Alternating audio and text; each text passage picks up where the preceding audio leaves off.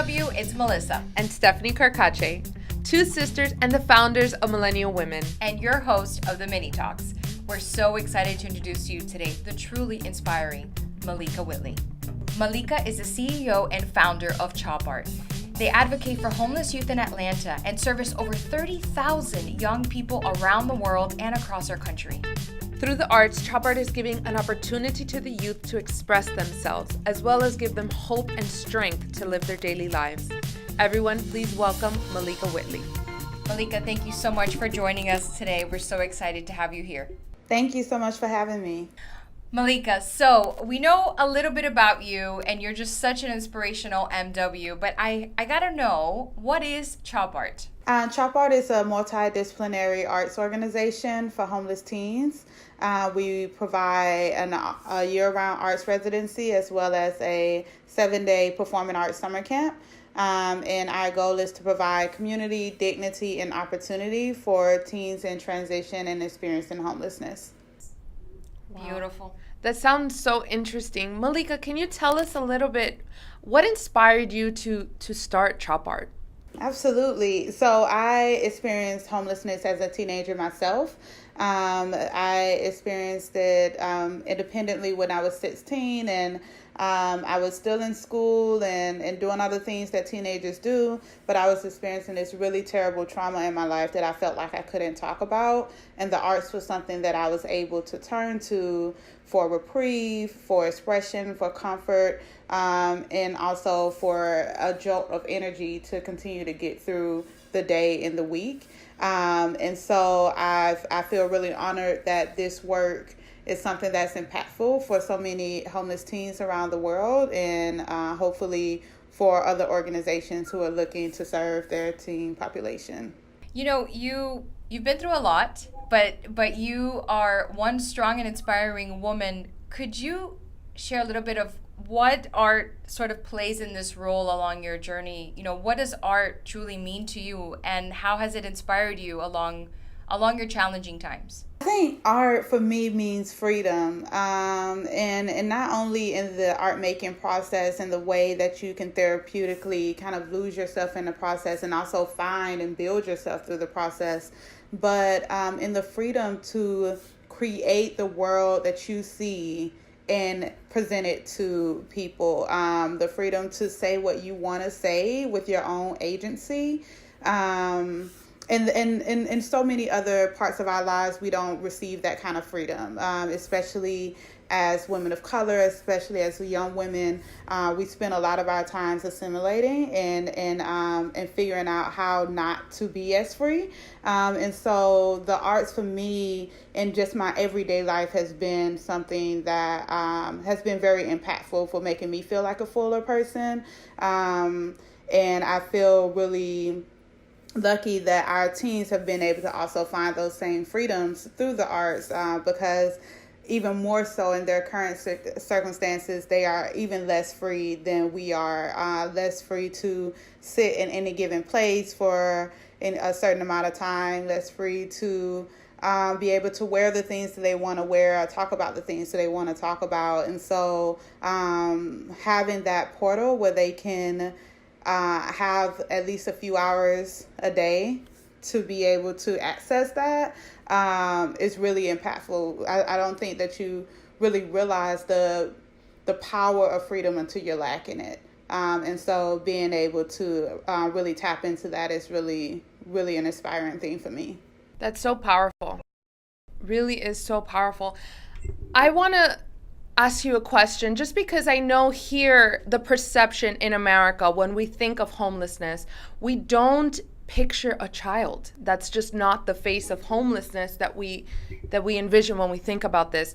How is ChopArt changing the narrative? Well, I can only hope that ChopArt is changing the narrative by exposing the fact that there are homeless teens. Oftentimes when I talk to people about our work, their first response to me is, I had no idea.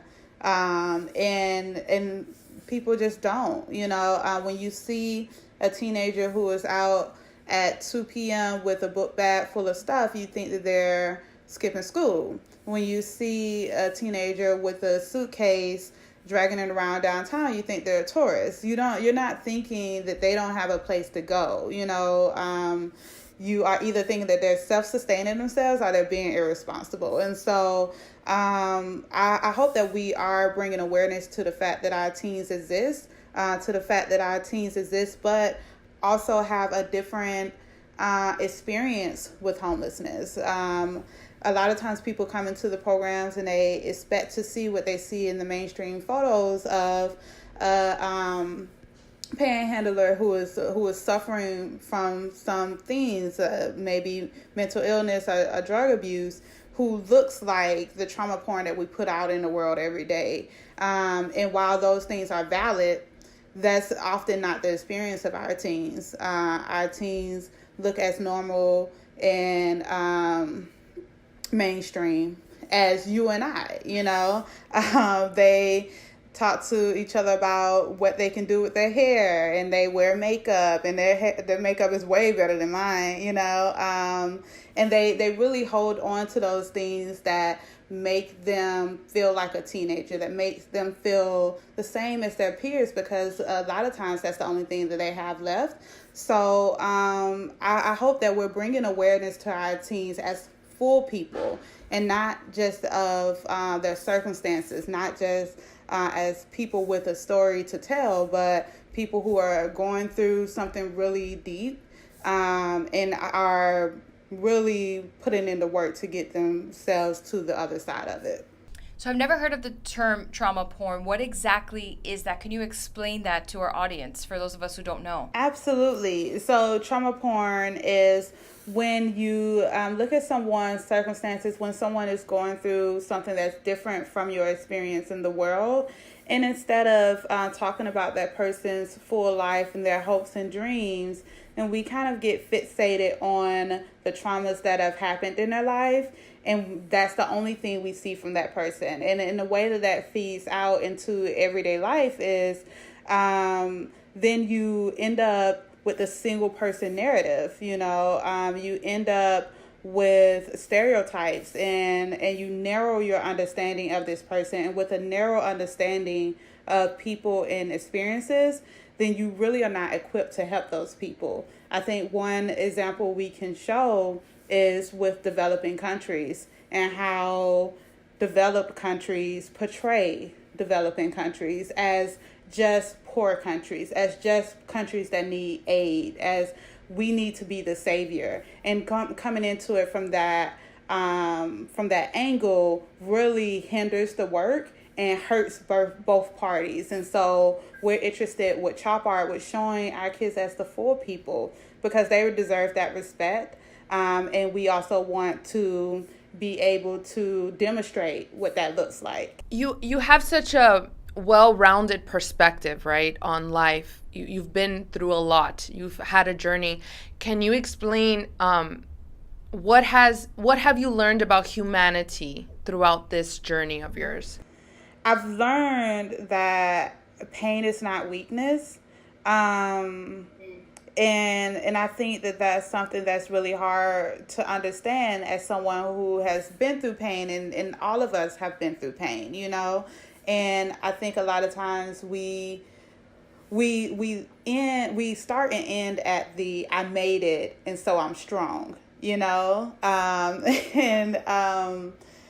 and because we hold our pain as a trophy, we end up not healing from it, because we don't see the pain and that trauma as something that we need to fix. It's a trophy that we get to show people, and then if we heal from it, then we don't have anything else, right?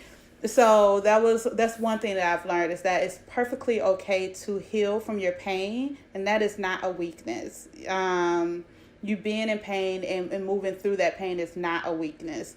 The second thing that I've been able to learn just from this work, I had my own experience with homelessness and the things that came from that, but that's just my own, right? And being able to learn more about the circumstances surrounding our teens from working with them, I think has been really impactful for me to understand just how much it takes for a young person to self-identify with the language around homelessness, to tell their story at such a young age. That empathy that I've been able to learn, and also like that mother bear that's come out of me of protecting them if they are not ready, for that language, if they're not ready for that story, and being really committed to making sure that they're just as protected in the ways that they're moving through their healing process as they are in the art making process. You said something so powerful, empathy. And just in our relations with people, just because here we consistently always say this, fundamentally we're all so much more alike than we are different. And if we can look at each other with the eyes of empathy, even, for you, you're able to even go that extra mile with them because you know how it feels, right? You experience this to a certain level. But I love that you said empathy, because that's how we should be looking at each other. And if we all kind of inhibited this quality of empathy, it would be such a better place. Malika, knowing that you are a millennial woman and in Atlanta, I know you can't speak for all the millennial women, but just off of your own experience and the women around you and, all of your sisters in Atlanta and all over the world, what do you think are the biggest challenges that we're facing right now? And either A, how can we overcome them, or how did you overcome them if this is one that you've dealt with? I think with millennial women, the biggest challenge that we are facing is around just change making. We by default are change makers because we're in an age and we're leading an age where we're unlearning so many toxic ideals and behaviors, and we are committed to unlearning those things. And I think that's what sets us aside from other generations, is that we're committed to having really, really hard conversations pretty much all the time. That's our stereotype. That's all we do is talk about change making. And we're just super committed to making sure that the lives that our ancestors lived will not be the same lives that our future generations live.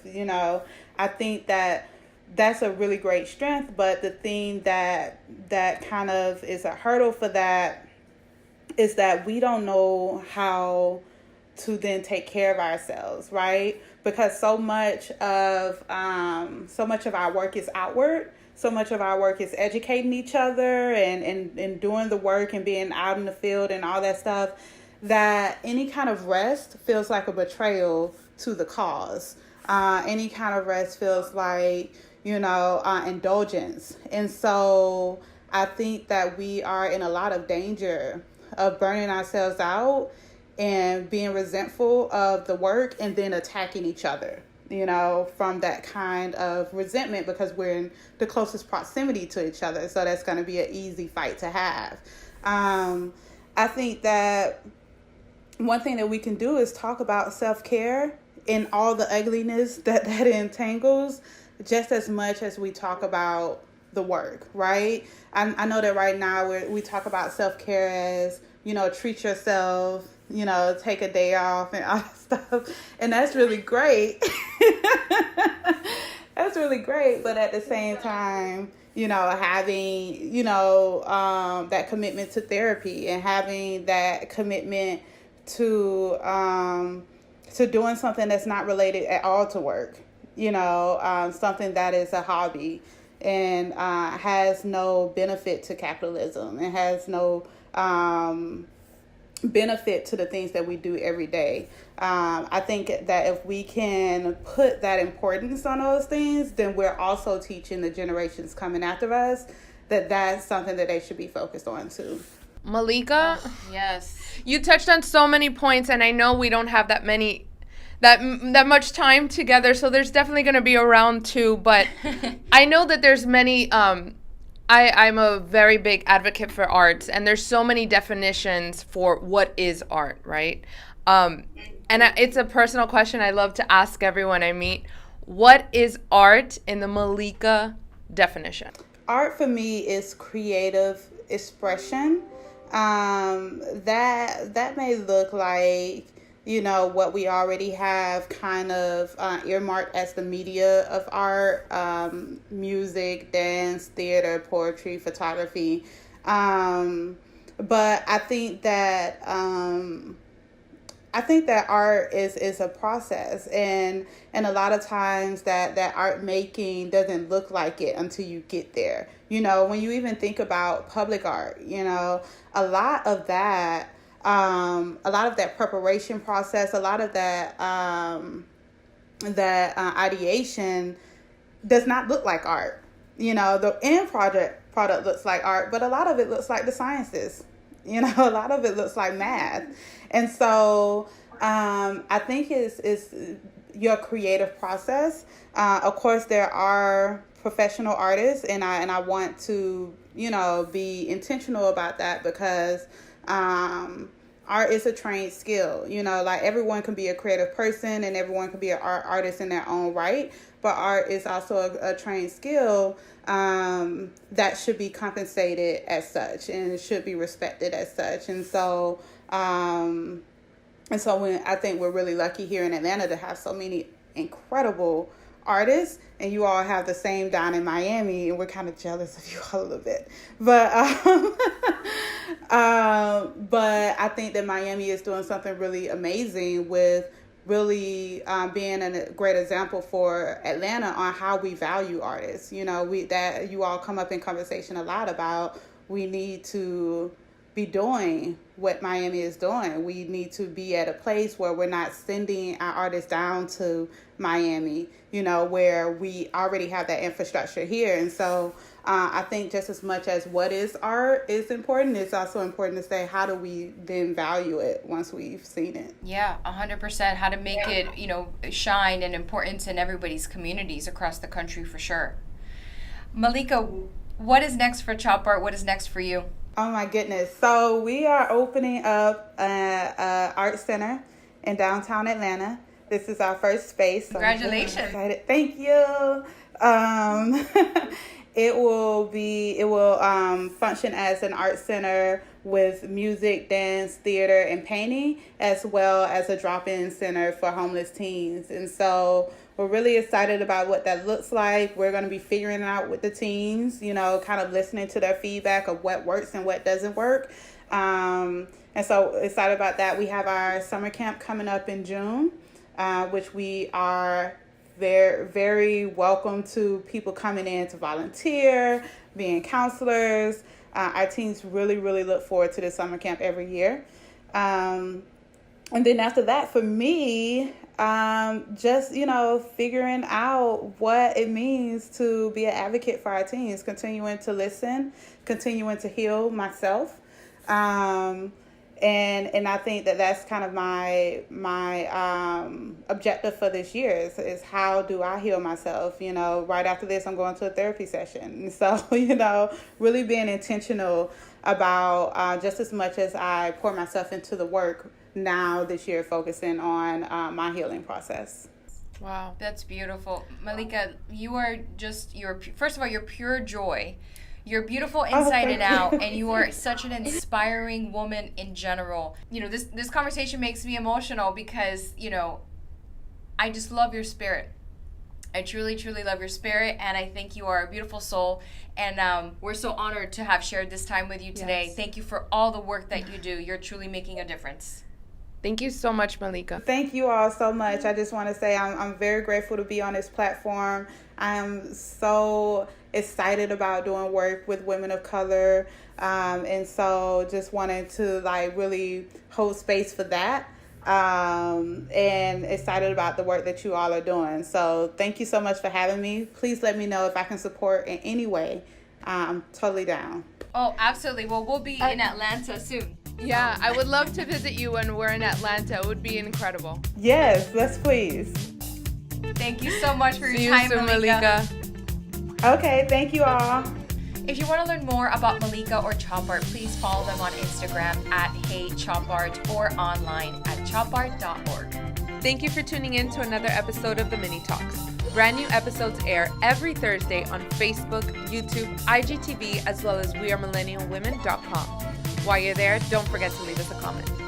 Until next time, MW. Always love, Melissa. and Stephanie Carcache.